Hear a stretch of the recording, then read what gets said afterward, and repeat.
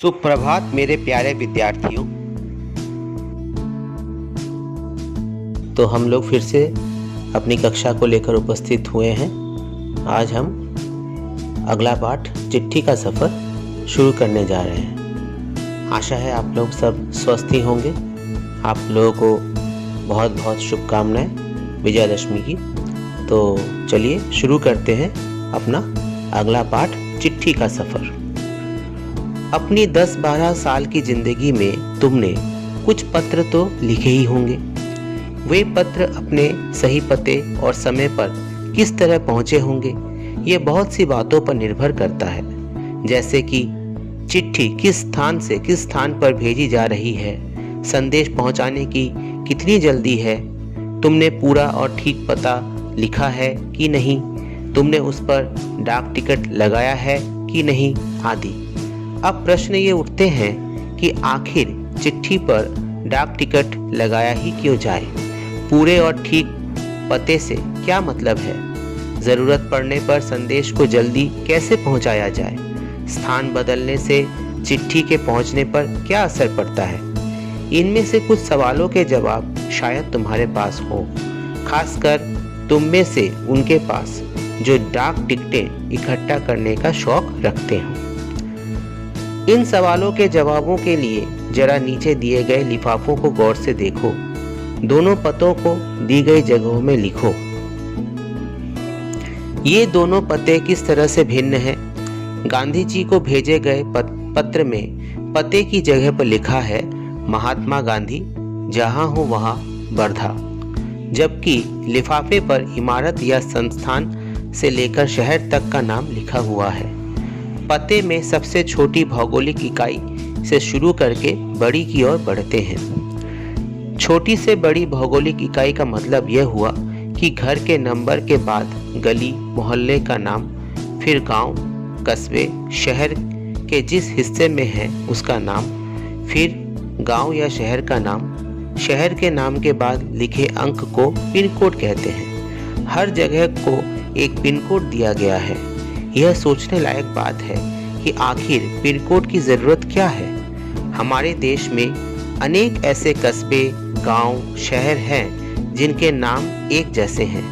पते के बाद पिन कोड लिखने से गंतव्य स्थान का पता लगाने में डाक छांटने वाले कर्मचारियों को मदद मिलती है और पत्र जल्दी बांटे जा सकते हैं।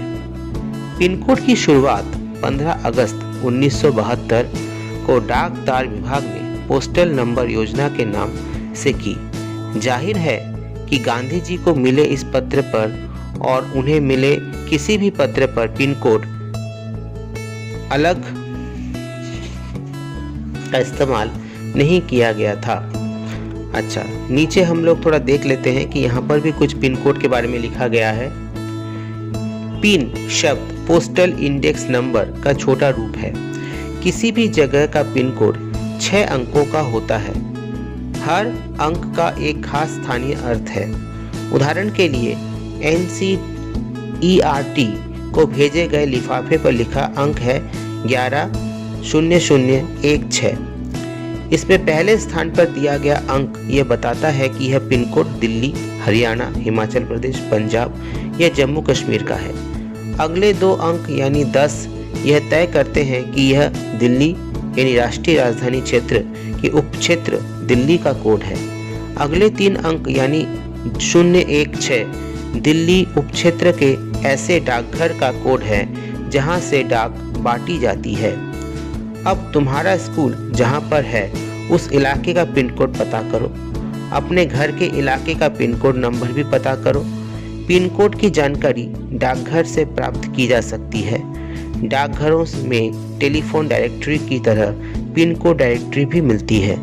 तुम्हारे इलाके का पिन कोड तो तुम्हारे मोहल्ले में लगे लेटर बॉक्स पर ही लिखा होगा। शायद आप लोगों को पता होना चाहिए कि हमारे यहाँ का पिन कोड, चाकदा का पिन कोड क्या है। ठीक है, मैं ही बता देता हूँ, 741222। ठीक है, 741222 ये चाकदा का पिन कोड है। तो जो लोग जहाँ रहते हैं, जो बच्चे जहाँ हैं, वो अपने आसपास के अपने जगह का पिन कोड भी पता करके रखें ठीक है, इससे उनको जानकारी मिल जाएगी अपने पिन कोड की। प्रमुख जगहों, शहरों के पिन कोड नंबर तुम्हें कहाँ कहाँ मिल सकते हैं? ये हमें मिल सकते हैं अपने अपने डाकघरों में। तो अपने अपने इलाके के डाकघरों में जाकर वहाँ से अपने इलाके का पिन कोड नंबर ज़रूर पता कर लें। ठीक है, तो आज के लिए इतना ही है। इस पाठ को अच्छी तरह से ध्यान से घर में पढ़ें और इससे मैं कुछ प्रश्न आप लोगों से पूछने जा रहा हूँ, तो सब लोग कॉपी पेन लेकर तैयार रहें।